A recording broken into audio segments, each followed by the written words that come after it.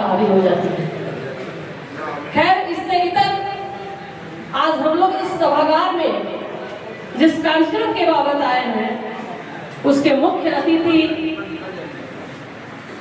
तेज तरार कर्मठ विधायक भाई पवन जायसवाल जी, इस कार्यक्रम के अध्यक्षता कर रहे प्रकाश सिंह काका जी, इस कार्यक्रम का बड़े ही संजीदगी से संचालन कर रहे बड़े भाई धर्मेंद्र विद्रोही जी और इस कॉलेज के प्रधानाध्यापक प्राचार्य शंकर सिंह जी।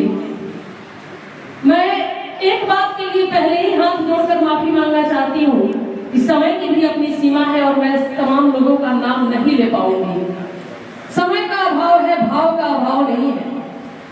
आप तमाम लोगों का मैं चंपारण के इस माटी पे हार्दिक वंदन और अभिनंदन करती हूँ।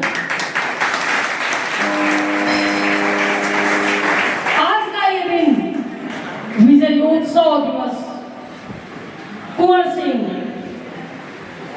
एक 80 साल के ऐसे नौजवान की कहानी, एक 80 साल के ऐसे बुजुर्ग की कहानी जिसके रगों में 18 साल के युवाओं का रंग दौड़ता था, नशा दौड़ता था। बात जब देश के प्रथम स्वाधीनता संग्राम की हो और उसमें सुभद्रा कुमारी चौहान का जिक्र ना हो, लक्ष्मीबाई का जिक्र ना हो, पेशवा का जिक्र ना हो, तो शायद ये अधूरा रह जाए। जब यहाँ पे बैठे हुए तमाम लोग इससे रूबरू होंगे, एक वाक्य आपके कानों में गूंजता होगा, मस्ती की थी छिड़ी रागनी आजादी का गाना था, मस्ती की थी छिड़ी रागनी आजादी का गाना था, भारत के कोने कोने में होता यही तराना था। इधर खड़ी थी लक्ष्मीबाई और पेशवा नाना था, इधर खड़ी थी लक्ष्मीबाई और पेशवा नाना था, उधर बिहारी वीर बांकुरा खड़ा हुआ मस्ताना था। 80 वर्षों की हट्टी में जागा जोश पुराना था, सब कहते हैं कुंवर सिंह भी बड़ा वीर मस्ताना था।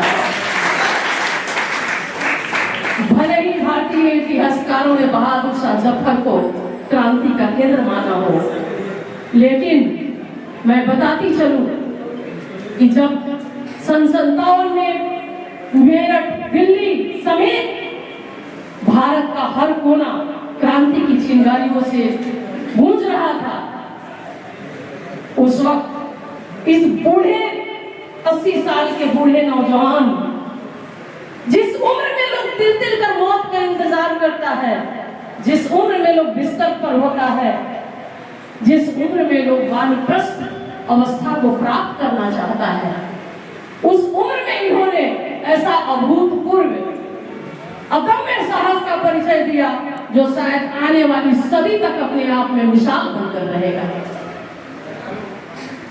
मैं बात करती हूँ उस 80 साल के नौजवान की, जिन्होंने, जब बहादुर शाह जफर भी लगभग इन्हीं के उम्र के थे, 81 साल के, और जब देखें कि देश के ऊपर संकट आ पड़ा है, उस 81 साल के बहादुर शाह जफर की कांपती हुई हाथों ने अपने देसी नरेशों को पत्र लिखना शुरू किया कि इस स्वाधीनता संग्राम में आपकी सहभागिता, आपका सहयोग जरूरी है। लेकिन वही दिल्ली से दूर बिहार के गंगा तट पे गंगा पुत्र भीष्म की तरह एक बूढ़ा नौजवान नंगी तलवार लेकर अंग्रेजों पे टूट पड़ा। यही अंतर है उस मुगल के आखिरी सम्राट में और हमारे वीर कुंवर सिंह। वीर कुंवर सिंह, एक ब्रिटिश स्कॉलर ने कहा, एक पुस्तक का जिक्र करते हुए, द कॉम्पिटिशन वल्लाह, उस किताब का नाम है, कृपया आप लोग इसको देखेंगे, सर्च करेंगे। उस पुस्तक में उन्होंने कहा कि अगर यह बूढ़ा 1857 में 80 साल का नहीं होता, 40 साल का होता, तो शायद फिरंगी उसी दिन, उसी कालखंड में भारत को मुक्त कर दिए होते। आपको बताती चलूं, 1857 में लड़ने वाले हर योद्धाओं का उम्र से लेकर 40-45 तक था। महज एक बाबू वीर कुंवर सिंह थे जो 80 वर्ष की उम्र के थे और पूरे भारत में पहली बार फिरंगियों को परास्त करने का इतिहास भी बाबू वीर कुंवर सिंह ने लिखा। आरा के हाउस में फिरंगियों को 7 दिनों तक बंद करके रखा, जिसको आरा फतेह के नाम से भारतीय इतिहास में जाना जाता है। और मैं पूरे दावे के साथ कहना चाहती हूँ, ना ही इस देश में और ना ही इस दुनिया में ऐसी लड़ाई हुई होगी जहां भाले से, लाठी से, फरासे, गड़ासे से, मतलब पारंपरिक हथियारों से लड़कर फिरंगियों का तोप छीन लिया गया था, फिरंगियों का बंदूक छीन लिया गया था। मतलब एक सामान्य नागरिक सैन्य प्रशिक्षित सैनिकों का हथियार छीन लेता है। वो आपके बाबू वीर कुंवर सिंह के कुशल रणनीति और छापामारी युद्ध का महारत हासिल होना था। बाबू कुंवर सिंह देश के इतिहास में स्वर्णिम अक्षरों में अंकित हो गए। जब एक गंगा किनारे आते हैं, गंगा किनारे इन पर फिरंगियों के अंदर इस बूढ़े शेर के दहाड़ने से दिल दहल जाता था उनका।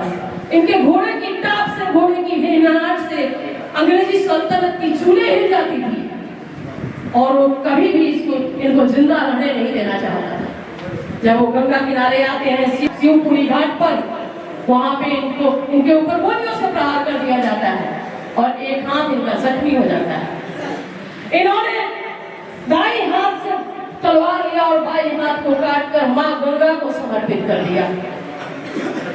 ऐसे थे हमारे वीर कुंवर सिंह।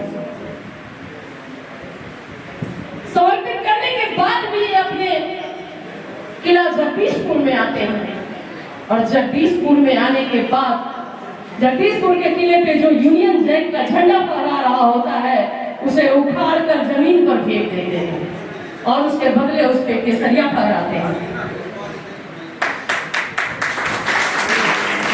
और वही केसरिया फहराने का जो दिन था विजयोत्सव दिवस के रूप में मनाया जाता है। हर कालखंड में विजयोत्सव दिवस याद किया जाएगा। आप यहाँ जितने लोग बैठे हैं उन तमाम लोगों से मैं इससे इतर भी एक आग्रह करना चाहती हूँ, वीरों की कोई जाति नहीं होती, विद्वानों की कोई जाति नहीं होती और हम अखंड आर्यावर्त के संतति हैं।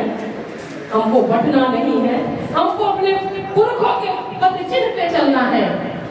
आप कल्पना मात्र करके देखिए कि जिस वीर कुंवर सिंह के पास सीमित संसाधन था लेकिन फिर भी उन्होंने 7 बार अंग्रेजों को परास्त किया। क्या उनका आधार था?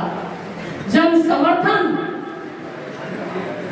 जात पात भेदभाव सबसे ऊपर उठकर अपने राष्ट्र के प्रति बलि जाने की जज्बा। इसलिए यहाँ बैठे तमाम लोग से मैं एक आग्रह तो आज विजयोत्सव दिवस के रोज जरूर करूंगी कि एक संकल्प के साथ यहाँ से जाएं कि अपने पुरखों के विचारधाराओं को जिंदा रखें, अपने आने वाली पीढ़ियों को बताते रहें।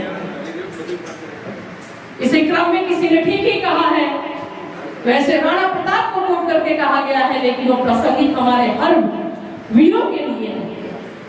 द्वंद्व कहां तक पाला जाए, युद्ध कहां तक टाला जाए, तू भी है राणा का वंशज, एक जहां तक बात है।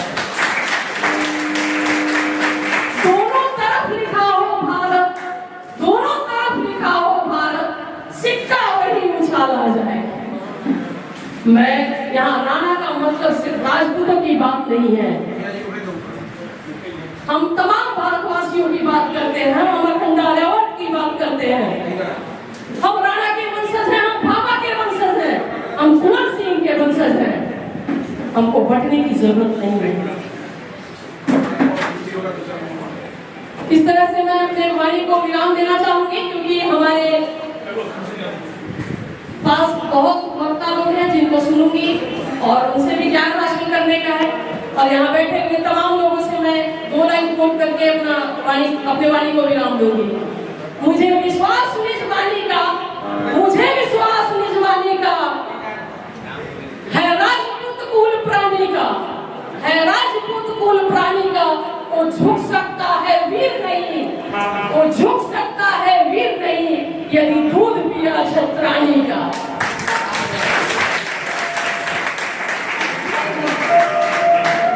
इस विजय उत्सव दिवस की अशेष शुभकामनाएं, हार्दिक बधाई और इसको निरंतर इस विचारधाराओं को जिंदा रखते हुए अपने आने वाली पीढ़ियों को इस मार्ग पर लेकर चले।